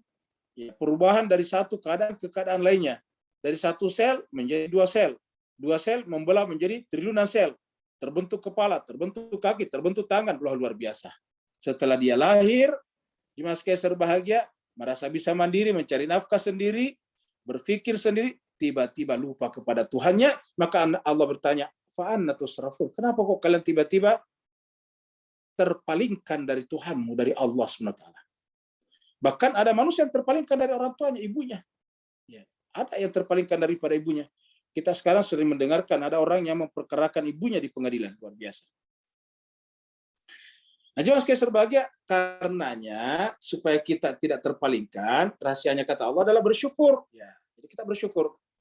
Kata-kata syukur itu yang terkena adalah alhamdulillah. Ya. In takfuru fa innallaha ghaniyun ankum. Kalau kalian ingkar ya tidak ada masalah, kata Allah. Kalau kalian ingkar in takfuru, maka ketahuilah, camkanlah bahwa Allah itu adalah ghaniyun. Allah ini adalah ghaniyun. Maha kaya, maha sempurna, tidak butuh apa-apa dari kita. Wala yarda li ibadihil kufra, dan ingat terhadap hambanya yang ingkar, kata kufra di sini lawan daripada bersyukur nantinya. Yaitu tidak pernah merenungkan kejadiannya khalqan mim ba'di khalqin tadi. Ya, jadi kalau dia begitu berarti namanya kufur. Kalau dia kufur seperti itu, apa kata Allah? La yarda. Dia tidak ridho. Jadi Allah tidak reda ini. La yarda. Allah tidak reda dengan orang seperti itu. Jadi kalau mau dapat reda dari Allah, syukurilah penciptaannya. Berterima kasihlah kepada ibunya, orang tuanya. Wa in tashkuru, dan kalau kalian bersyukur, wa in tashkuru yardahu lakum. Allah reda kepada kalian. Jadi redanya Allah, syukur. Kalau kufur ada laknya, la yarda. Kalau syukur tidak ada laknya, yaitu yardahu lakum. Wa in tashkuru yardahu lakum. Allah ridha kepada kalian. Makanya jemaah sekalian, lawannya iman itu sebetulnya bukan kufur. Ini kalau kita kajian kata demi kata dalam Al-Quran, lawannya iman itu bukan kufur. Lawannya kufur itu adalah syukur. Di mana-mana kita ketemu syukur, pasti pasangannya kufur. La in syakartum la azidannakum wa la in kafartum, itu ayat di surat lain. Ada lagi, fashkuruli wala takfurun. Itu begitu. Imma syakira wa imma kafura. Jadi lawannya kufur itu sebetulnya adalah syukur. Ya. Wala taziru waziratun wizra ukhra. Wala taziru waziratun wizra ukhra. Dan dalam kehidupan ini, setiap orang bertanggung jawab atas perbuatannya. Hidup ini adalah kebebasan. Setiap orang akan memikul pilihan-pilihannya dan tindakan-tindakannya. Akibatnya nanti di akhirat. Summa ila rabbikum marjiukum. Tetapi ingat, cepat atau lambat kita akan kembali. Ila rabbikum, kepada Tuhan kalian lah akan dikembalikan. Summa ila rabbikum marjiukum. Setelah sampai kepada Allah, fayunabbiukum bima kuntum ta'lamun. Akan diberitakan kepada kalian, yunabbiukum bima kuntum ta'malun. Innahu alimun bidatis sudur. Kalau sungguhnya Allah itu apa? Allah itu adalah alimun bizatis sudur. Innahu alimun bizatis sudur. Allah tahu apa yang ada di dalam kesadaran setiap orang. Terima kasih berbahagia, Bapak bisa lihat ini ilustrasi yang tidak pernah menyaksikan orang di rumah sakit dalam keadaan kritis. Nah, ini adalah salah satu foto yang kita ambil di rumah sakit orang sakit. Jemaah sekalian, apa yang terjadi kalau orang sakit di rumah sakit? Rata-rata kalau bukan yang bersangkutan, pasti melalui keluarganya yang dekat. Minta apa? Minta didoakan supaya sembuh. Benar nggak Bapak sekalian? Ya. Jadi rata-rata kalau orang sakit itu berpikir, ya Allah semoga saya cepat sembuh. Untuk apa? Untuk beraktivitas kembali, untuk dekat kepada Allah. Tapi apa benar orang yang pernah sakit? Rata-rata seperti itu. Sewaktu dia sakit, merindu kepada Tuhan. Maksudnya dia, jangan-jangan saya mati nantinya, saya belum banyak ibadah. Maka dia pengen didoakan supaya sembuh kembali. Tapi begitu sembuh kembali, business as usual. Kembali lagi seperti semula. Iya. Wa idza massal insanu durru da'a rabbahu. Apabila manusia tertimpa mudarat, diantaranya sakit tadi itu, maka da'a rabbahu, maka dia berdoa kepada Tuhannya. Da'a rabbahu, dia berdoa kepada Tuhannya. Muniban, Ya, dia ingin kembali dekat kepadanya, muniban ilahi. Da'a rabbahu muniban ilahi. Pengen rasanya beribadah kepada Tuhannya dengan banyak ibadah ketika dia sudah sakit. Tapi apa kata Allah? Summa idza khawwalahu ni'matan, tetapi kemudian summa ini kemudian setelah kenikmatan datang menyapanya kembali, sudah sembuh, masalahnya sudah tidak ada lagi, maka apa? Nasiya ma kana yad'u ilaihi. Dia lupa atas doanya, kan begitu jemaah sekalian. Majelis taklim juga yang pernah mendoakannya juga tidak pernah dijenguknya, luar biasa jemaah sekalian. Inilah dia. Ya.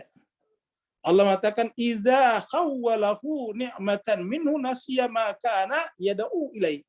Begitu kenikmatan sudah datang, sudah sembuh, sudah kembali normal jalan kehidupannya, COVID sudah dicabut, orang sudah normal kembali lagi, jemaah sekalian berbahagia, maka apa yang terjadi? Nasia, lupa. Ini nasia lupa. Maka nayada'u ilaihi. Dia lupa atas apa yang tadinya didoakannya. Bahkan orang-orang yang mendoakannya pun juga dilupakannya, coba. Nasia maka nayada'u ilaihi. Min qabl sebelumnya, telah dia doakan sebelumnya. Ya. Waja'ala lillahi andada, kembali lagi menjadikan bagi Allah andada. Apa itu andada bagi Allah? Ya hawa nafsunya. Iya. Sehingga kemudian dia tersesat lagi dari jalannya. Liudillah ansabilihi. Qul, katakanlah kepada orang seperti itu. Tamatta, bersenang-senanglah kata Allah. Kan tadi sakit keras, bermasalah. Bukan hanya sakit sih, turun itu bisa karena failit ekonominya, bisa karena tertipu banyak, kan begitu. Kita bicara tertipu karena sekarang banyak kasus ketertipuan. Ini kasus tertipu di masyarakat kita dengan investasi bodoh itu puluhan triliun, luar biasa. Ya. Nah, jemaah sekalian berbahagia, nasiya ma kana yad'u ilaihi min qabl wa ja'ala lillahi andada. Begitu dia sembuh kembali, yudilla ansabili, kembali tersesat dari jalannya, Allah mengatakan kepada orang seperti itu, tamatta, silakan bersenang-senang. Ya kata Tuhan, silakan bersenang-senang. Bikufrika, dengan kekufuranmu. Tapi setinggi-tingginya kalian menikmati kesenangan itu, dunia itu namanya sedikit. Qalila. Toh nanti orang seperti kalian, innaka min ashabin nar. Sungguhnya kalian termasuk daripada penghuni neraka. Ashabin nar. Innaka min ashabin nar. Sesungguhnya engkau termasuk, kaknya disini engkaunya kepada mereka tadi yang lupa, ini yudil yang tadi nasia tadi lupa. Kalian akan menjadi penghuni neraka. Ya.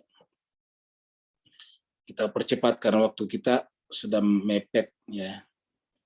Mohon maaf kalau 5 ayat terakhir ini kurang dalam lagi ya, karena waktu kita sudah hampir jam 9. Amman huwa qanitun ana al-laili sajidan wa qa'iman.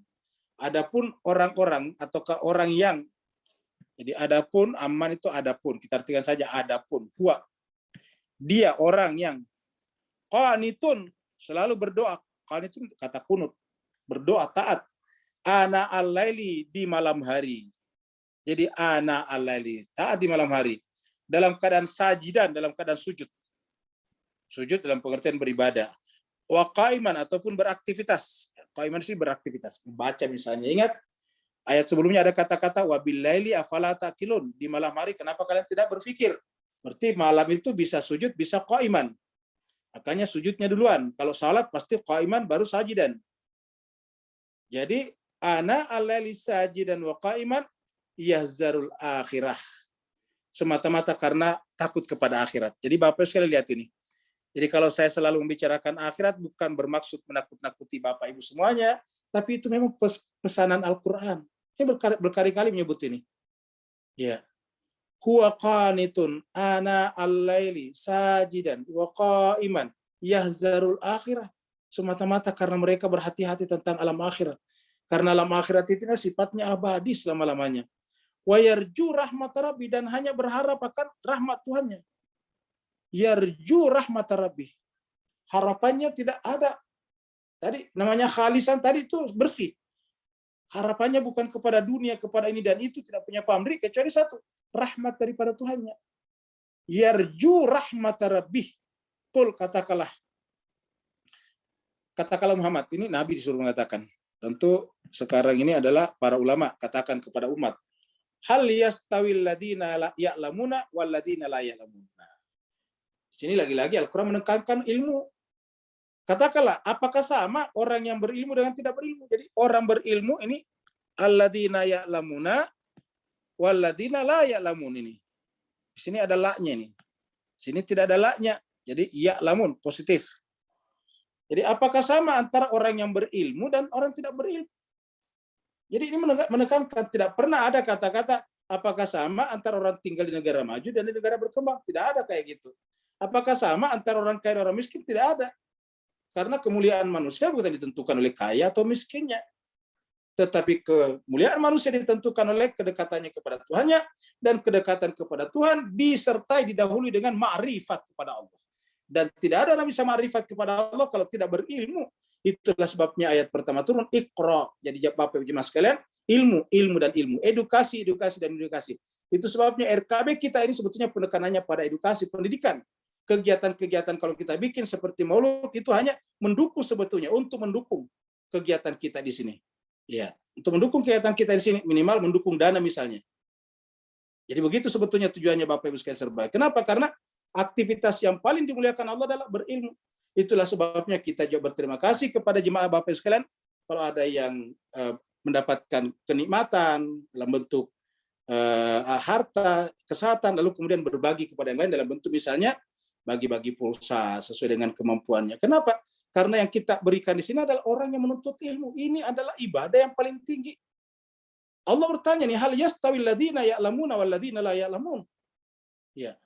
Makanya jemaah sekalian kalau kita punya kelebihan menjadi tidak jelas, menjadi tidak adil. Kita dulu di kampung belajar dari guru ngaji kita sehingga mengenal agama. Setelah kita tinggal di kota, lalu punya uang yang dikasih adalah misalnya penjual sayur. Bukan berarti penjual sayur tidak boleh terima, tapi harusnya lebih dahulu kepada guru-guru ngaji kita. Kenapa? Mereka adalah bekerja dalam dunia keilmuan.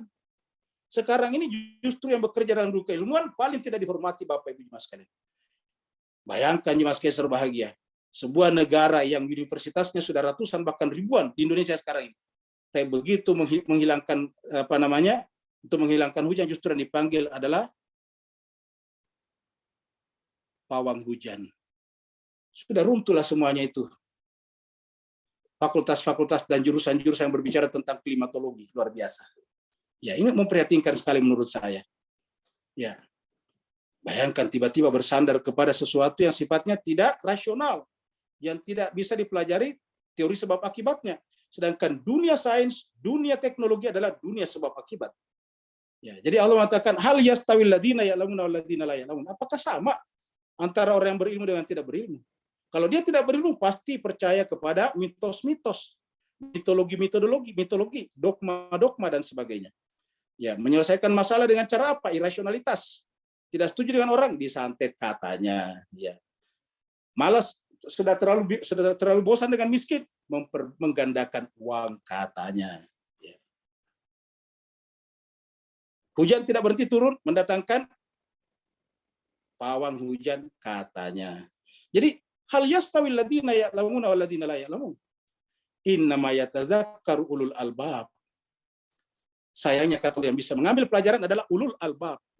Inilah menyebabkan kenapa masyarakat kita Bapak sekalian, termasuk masyarakat menengah kita, gampang sekali tertipu dengan investasi bodong. Bisa dipastikan yang tertipu investasi bodong itu pasti kelas menengah rata-rata. Kenapa? Punya uang. Saya baca Bapak sekalian, ada orang tertipu sampai 30 miliar rupiah, luar biasa. 30 miliar.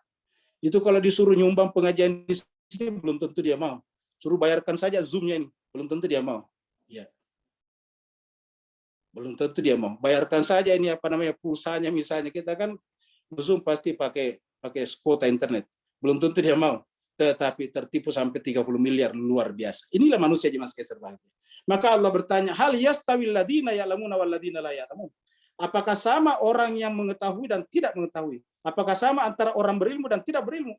Yang bisa menjawab dengan benar adalah ulul albab. Nah, Jemaah sekalian terbaik, karena ilmu itu tidak bisa langsung, tidak kelihatan ya. Kalau kita cari jeruk kan kelihatan jeruknya. Kita pergi beli minyak goreng kan kelihatan minyak gorengnya. Walaupun harganya cuma sekitar 20 ribuan, tapi kan kelihatan 1 liter. Ya, kelihatan. Inilah dunia materi. Tapi coba kalau kita pergi menuntut ilmu seperti ini, Bapak Ibu sekalian duduk dari tadi 7:30 sampai sekarang 1,5 jam, belajar kan tidak bisa dilihat mana hasilnya, kamu gitu. Ya, karena tidak kelihatan hasilnya, karena ini adalah dunia non materi, dunia jiwa, dunia pikiran, dunia atas, alam atas, maka dibutuhkan kesabaran. Ya. Itulah sebabnya kesabaran, kata Sayyidina Ali bin Abi Thalib karramallahu wajhah, dikatakan bahwa kesabaran itu ada 2 macam. Sabar terhadap sesuatu yang kita ingin, yang tidak kita inginkan. Jadi sabar itu bukan hanya kepada sesuatu yang kita tidak inginkan, tapi juga sabar menahan diri dari sesuatu yang kita inginkan. Jadi sabar 2 macam, yang kita tidak inginkan dan yang kita inginkan.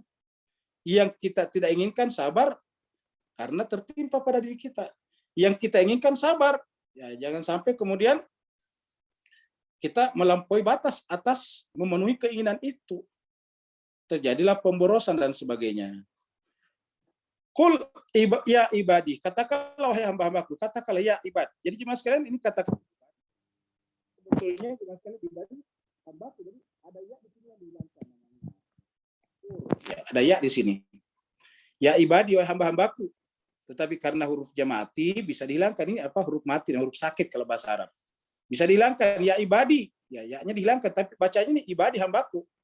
Makanya bukan ya ibadu. Ya itu kan aslinya ibadu. Karena dari kata ibadu menjadi apa, abdun ataukah ibadu menjadi ibadu, ya ibadu. Tapi kenapa ke bawah? Karena ada ya-nya sebetulnya di sini. Makanya jangan sekali dalam surat Az-Zumar ini panggilan ini ada 2 macam ini. Ada yang menyertakan ya-nya, ada yang tidak menyertakan ya-nya. Supaya apa? Supaya kita tahu yang belajar bahasa Arab bahwa bisa ditulis dan bisa tidak ditulis. Ada yang ditulis? Ada, coba lihat di sini. Az-Zumar juga. Lihat surat Az-Zumar, surat 39 juga nih. Masih surat Az-Zumar. Ayatnya berapa? Ayat 53.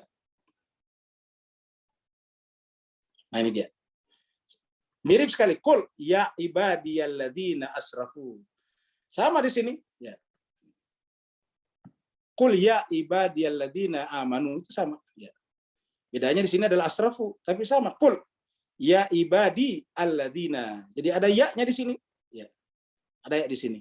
Qul ya ibadiyalladzina. Cuma kalau di ayat 9 tadi ya-nya dihilangkan ayat 10 ya. Ya ibadi. Jadi qul ya ibadi alladzina amanu ittaqu rabbakum. Katakanlah Muhammad kepada hamba-hambaku yang beriman, apa perintahnya? Bertakwalah kepada Tuhan kalian. Artinya gerakkanlah hatinya, jiwanya menuju ke sana. Kenapa? Karena lilladzina ahsanu fi hadhi dunya hasanah. Karena bagi orang-orang bertakwa pasti berbuat baik kerjanya. Lilladzina ahsanu fi hadhi dunya. Bagi orang-orang bertakwa pasti selalu berbuat baik. Dan kalau orang berbuat baik, maka di dunia juga akan mendapatkan hasanah. Jadi Bapak Ibu yang membaca doa Rabbana atina fid dunya hasanah tidak bisa mencapai derajat di dunia hasanah kalau tidak berbuat baik. Karena lilladzina ahsanu fi hadhi dunya hasanah. Bagi orang yang berbuat ihsan, berbuat baik, maka di dunia ini juga mendapatkan kebaikan. Jadi jemaah sekalian, orang Islam itu apa? Melakukan kebaikan. Enggak mungkin ada orang Islam melakukan terorisme, itu bukan ajaran Islam. Bapak Ibu dengarkan di Indonesia kasus penembakan seorang dokter oleh Densus. Bagaimana tidak ditembak kalau kita lihat mau ditahan baik-baik, perlihatkan surat tugasnya polisi, menabrak polisi yang coba. Ini kan fatal, menabrak polisi yang bertugas. Setelah polisinya naik menggelantun di atas mobil, suruh berhenti, kasih tembakan peringatan, tidak berhenti-berhenti juga. Tembak sampingnya tidak berhenti juga. Nah, seperti itu jemaah sekalian. Kalau dia orang Islam beneran tidak mungkin melakukan seperti itu. Yang namanya petugas itu kan punya istri juga, punya anak juga. Kalau kita celakai dia, tabrak dia, bagaimana dengan anak istrinya? Ya. Dan Nabi Al-Quran mengatakan mengorbankan satu nyawa sama dengan mengorbankan seluruh nyawa manusia. Tetapi kita lihat beberapa orang yang mengaku dirinya Islamis, ternyata kemudian cara bertindak Islamnya seperti itu. Inilah tadi yang kita sebut tulisannya terus, tapi kalau kita lihat dengan kaca pembesar, ternyata kepalsuan di sana. Nah, yang benar adalah lilladzina ahsanu fi hadhihi dunya hasanah wa ardullahi wasi'ah. Bagi orang yang bertakwa dan berbuat baik, maka bumi Allah itu luas baginya. Innama yuwaffas sabiruna. Sabir, masuklah kata-kata sabar di sini. Ya. Innama yuwaffas sabiruna ajrahum bighairi hisab. Allah akan berikan imbalan kepada orang sabar dengan imbalan yang tidak ada perhitungannya. Maksudnya tak terhitung. Ya. Saking banyaknya, Tuhan tidak menghitung-hitung kepadanya. Jadi jemaah sekalian, sabar adalah ujung daripada apa tadi yang disebut dengan keikhlasan. Jadi kalau kita ikhlas itu di bawahnya semuanya ada takwa di sana, ada perbuatan baik di sana, dan terakhir adalah ada sabar. Bapak Ibu sekalian, mohon maaf waktu kita sampai jam 9 lewat, karena memang ayatnya panjang-panjang, itu pun juga lumayan dikebut ya, dan mohon maaf karena dikebut mungkin tidak terlalu dalam, sehingga nanti kapan-kapan kita waktu lagi dibahas lebih dalam lagi. Makanya rencana kita kalau setelah selesai putaran pertama 30 juz atau 114 surat ini, kita balik ke awal lagi dengan memperkecil, mempersedikit, yaitu maksimal 5 ayat saja dalam satu kali pertemuan, biar setiap pertemuan kita bisa lebih dalam komparasinya, lebih dalam juga tematisnya, dan juga bisa kita bahkan angkat satu hadis yang terkait dengan ayat-ayat tersebut. Terima kasih banyak atas perhatian Bapak Ibu sekalian. Mohon maaf atas kekurangan. Kalau Bu Dokter mengatakan masih boleh ada pertanyaan, maka yang bertanya dipersilakan. Karena waktu kita sekarang, mohon maaf, sudah jam 9 lewat 2 menit. Silakan Bu Dokter. Ya Ustaz, kalau di kolom pertanyaan tidak ada pertanyaan, cuma ada permintaan doa Ustaz.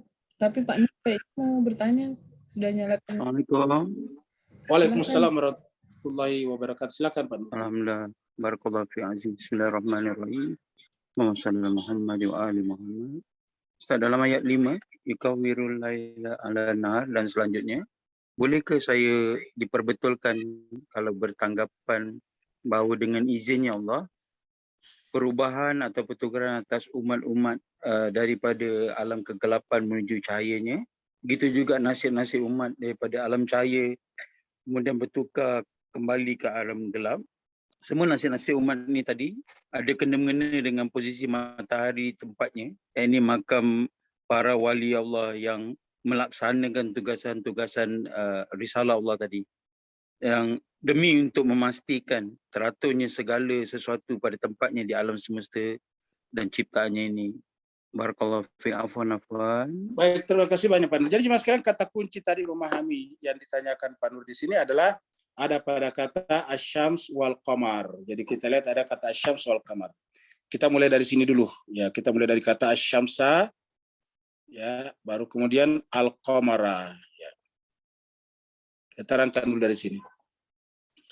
Jadi jemaah sekalian, al qamara ini adalah bulan, rembulan. Kita artikan rembulan. Jadi rembulan ini adalah tidak mengeluarkan cahaya. Ingat, rembulan tidak mengeluarkan cahaya. Dia hanya memantulkan cahaya. Kita ulangi lagi, rembulan itu tidak mengeluarkan cahaya. Dia hanya memantulkan, merefleksikan cahaya dari mana? Matahari. Matahari lah yang punya cahaya. Jadi yang punya cahaya itu matahari, mentari yang punya cahaya. Rembulan di malam hari adalah memantulkan cahaya matahari supaya kita yang berada dalam malam gelap bisa menjadi terang. Jadi lagi-lagi ini adalah matahari memancarkan cahaya ke rembulan, rembulan meneruskan kepada kita. Ini perumpamaan yang sangat bagus. Ya, baru kita kembali ke sini. Yukawwirul laila 'alan nahari wa yukawwirun nahara 'alal lail. Seperti dikatakan Pak Nur tadi, kehidupan manusia cuma di sini aja berputar-putar. Ada orang yang berhasil menyibakkan, menggulung tadi. Menggulung kegelapannya sehingga kemudian dia menjadi terang. Ya. Dia menjadi terang. Kenapa dia menjadi terang? Menyibakkan malamnya, menyibakkan gelapnya, seraya menerima matahari. Menerima sumber cahaya itu Allah. Seandainya pun dia masih berada di malam hari, dia tetap terang. Asalkan dia menerima rembulan. Jadi supaya kita bisa terang, ada mutlak yang harus kita terima, asyams wal qamar. Al-qamar ini adalah manusia suci, asyams ini adalah Allah SWT. Allah memantulkan cahayanya kepada kita melalui rembulan. Maka kalau kita sekarang di dunia berada dalam kegelapan, maka kemudian kita, mungkin orang seperti kita tidak mampu menyaksikan langsung matahari, kecuali orang-orang suci, maka paling tidak kita harus menyaksikan matahari melalui rembulan. Sebaliknya ada juga yang sudah datang Nabi kepadanya, tetapi nabinya siangnya digulung, terangnya digulung, sehingga mereka masuk ke dalam kegelapan lagi. Beginilah berputar-putar. Datang Nabi dan orang-orang suci menggulungkan malam dan gelap supaya mereka hidup dalam terang. Tetapi datanglah orang-orang seperti Samiri yang justru menggulung siang sehingga umat berada dalam gelap malam. Padahal sebetulnya Allah menciptakan semuanya itu, mekanisme itu, Allah, Nabi, orang suci dalam rangka apa? Dalam rangka kita umat manusia. Ya, agar kita hidup dalam keadaan kemuliaan dan berada dalam ampunan Allah Subhanahu wa taala. Jadi jemaah sekalian, terima kasih kepada Pak Nur yang telah menyampaikan pertanyaan menarik, yaitu bahwa umat-umat nasib-nasib orang terdahulu sebetulnya silih berganti di situ-situ saja. Begitu mereka menolak orang sucinya, manusia sucinya, mereka berada dalam kegelapan. Tapi begitu mereka menerima manusia sucinya, mereka berada dalam terang benderang. Bani Israel selamat dari tindakan penindasan Fir'aun karena menerima Musa. Begitu menolak Musa ketika sampai di Palestina, mereka hidup terlunta-lunta dan terbengkalai di padang pasir. Begitulah juga umat-umat yang lain. Terima kasih banyak atas segala perhatiannya dan partisipasinya. Ada doa, Bu Dokter, sebelum kita tutup? Iya Ustadz, Bu Erna minta maaf tidak bisa ikut kajian tadabbur malam ini karena terkonfirmasi COVID, jadi minta didoakan Ustadz, tadi dihubungin saya. Baik Bapak sekalian, kita doakan jemaat tetap kita, Ibu Erna Saihuddin yang rajin sekali ikut dan malam ini tidak bersama dengan kita karena terkonfirmasi positif COVID. Kita doakan semoga dengan ketulusan hati kita, doa-doa kita, Allah SWT melihat dan menyampaikan kepada Ibu Erna dalam bentuk kesembuhan dengan kesembuhan yang sempurna. Ala hadiniya wa bihaqi Muhammadin wa ali Muhammad, khusus untuk sahabat kami Ibu Erna Saihuddin, untuk ya Allah kau berikan kesembuhan kepadanya dengan kesembuhan yang sempurna. Alaihal Fatihah ma'as salawat. Allahumma salli ala Muhammad wa ali Muhammad. Allahumma salli ala Muhammad wa ali Muhammad wa ajil faraja sahih. A'udzubillahi minasyaitonir rajim. Bismillahirrahmanirrahim. Alhamdulillahi rabbil alamin. Ar-Rahmanir Rahim. Maliki yaumiddin. Iyyaka na'budu wa iyyaka nasta'in. Ihdinas siratal mustaqim. Siratal ladzina an'amta 'alaihim ghairil maghdubi 'alaihim waladdallin. Amin. Alhamdulillahi rabbil alamin. Hamdan syakirin, hamdan na'imin, hamdan yuafi ni'amahu wa yukafi mazida. Ya Rabbana lakal hamdu kama yanbaghi li jalali wajhikal karim wa sultanik. Allahumma salli ala Muhammadin wa ali Muhammad. Allahumma ya Allah anta syafi la shifa illa min syifaik. Ya Allah Tuhan kami, tidak akan ada kesembuhan kecuali kesembuhan yang ada dari-Mu ya Allah. Semua kesembuhan terhadap apapun, bukan hanya kepada manusia, juga terhadap hewan-hewan dan tumbuh-tumbuhan. Semuanya berasal dari sisi Allah.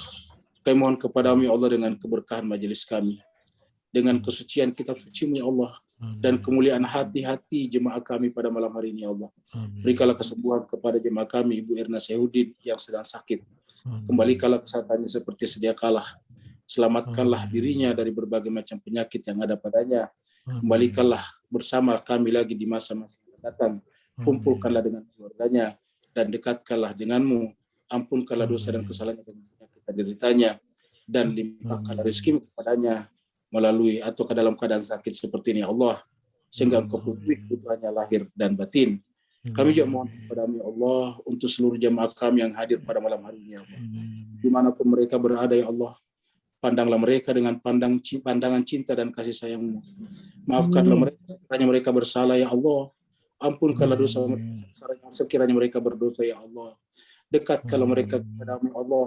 Lapangkanlah dada-dada mereka untuk menerima ilmu yang datang dari sisi-Mu ya Allah. Jadi kalau mereka cinta kepada kitab suci-Mu ya Allah, dan juga kepada pasangan-pasangan kitab suci-Mu. Allahumma rabbana atina fid dunya hasanah wa fil akhirati hasanah wa qina adzabannar. Sallallahu ala sayyidina Muhammad. Subhana rabbika rabbil izzati amma yasifun.